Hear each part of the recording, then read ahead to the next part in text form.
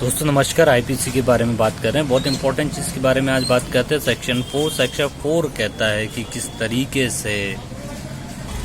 किस तरीके से भारत के बाहर भी यदि कोई ऑफेंस हुआ है जो पनिशेबल है किसमें, आईपीसी के अंतर्गत। तो देखिए, भारत के अंदर यदि कोई ऑफेंस होता है तो वो तो स्वाभाविक सी बात है कि किसी भी पर्सन पर या भारत के नागरिक पर वो चीज़ लागू होगी।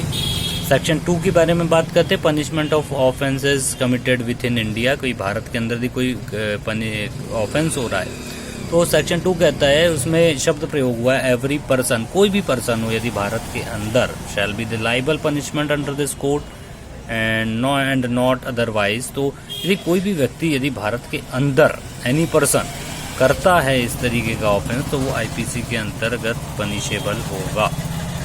और इसके अलावा यदि बात करें कि यदि भारत के बाहर यदि कोई व्यक्ति है और वो भारत के बाहर यदि है, वो भारत के बाहर इस तरीके से कोई ऑफेंस हो रहा है जो आईपीसी के तहत पनिशेबल है, तो उस पर क्या चीज़ होगी। तो सेक्शन 4 की तरफ हम रुख करते हैं और देखते हैं। इसमें दो शब्दों का बहुत प्रयोग हुआ है। एक तो हुआ है सिटीजन ऑफ इंडिया, यानी भारत के नागरिक। भारत के नागरिक यदि भारत के अंदर करें तो भी पनिश होंगे, भारत के बाहर जाकर इस तरीके के ऑफेंस जो कि आईपीसी के प्रोविजन में पनिशेबल हैं तब भी पनिश होंगे, इसमें नो डाउट। तो भारत के नागरिकों को तो ये बांधता ही है, साथ साथ सेक्शन 2 में ये एनी पर्सन है, किसी भी नागरिक को बांधता है। और दूसरी चीज़ जो सेक्शन 4 में कही गई है उसमें भी एनी पर्सन यूज हुआ है कि कोई भी व्यक्ति जो भारत का नागरिक हो अथवा ना हो। बहुत इंपॉर्टेंट चीज़ है, आप बहुत ध्यान से सुनिए कि एनी पर्सन यदि वो इस तरीके का कोई भी व्यक्ति भारत के बाहर, जिसमें सेक्शन 4 में ही कहा गया है extension to the code to extra territorial offences, Bharat के बाहर यदि किसी तरीके का ऐसा कोई ऑफेंस हो रहा है और कोई भी ऐसा एनी पर्सन है जो कि, नोट करिएगा, किसी शिप पर या एयरक्राफ्ट जो रजिस्टर्ड इन इंडिया, रजिस्टर्ड हो इंडिया में, चाहे शिप हो चाहे एयरक्राफ्ट हो, वहाँ कोई ऑफेंस करता है तो वो पनिशेबल होगा, चाहे वो भारत की परिसीमा के बाहर हो, वहाँ आईपीसी लागू होगी एनी पर्सन पे।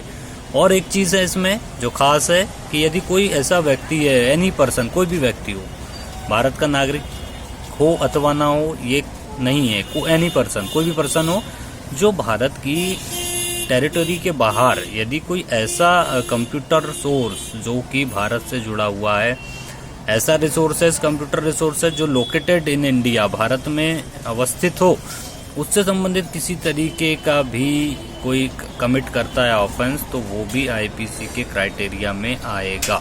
तो इस तरीके से देखिए, सिटीजन ऑफ इंडिया के बारे में सेक्शन 4 ने कहा वो पनिशेबल होगा, extra territory outside of India. Any person के बारे में बात किया, इसमें दो चीज़ें बताई कि यदि क्राफ्ट, एयरक्राफ्ट पे हो, शिप पर हो, कोई भी पर्सन हो और भारत से ये एयरक्राफ्ट या शिप जो है रजिस्टर्ड हो तो पनिशेबल हो और आईपीसी के क्राइटेरिया में आएगा।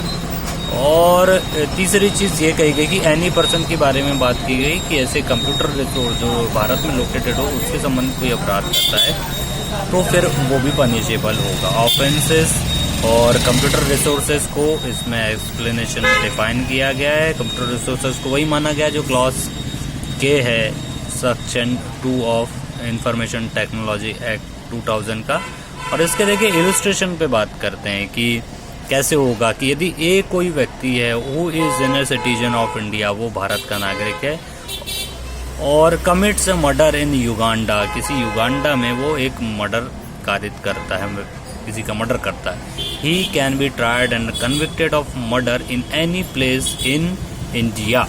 यदि वो इन विच ही में फाउंड, जहाँ भी वो इंडिया में पाया जाता है और उसने भले ही विदेश में मर्डर किया हो, पर जिस भी स्थान पर वो पाया जाएगा, जिस भी प्लेस पर वो पाया जाएगा, he can be tried and convicted of murder, वो उस पर विचारण होगा और वो दोषी होगा मर्डर का। तो ये बहुत खास चीज़ है।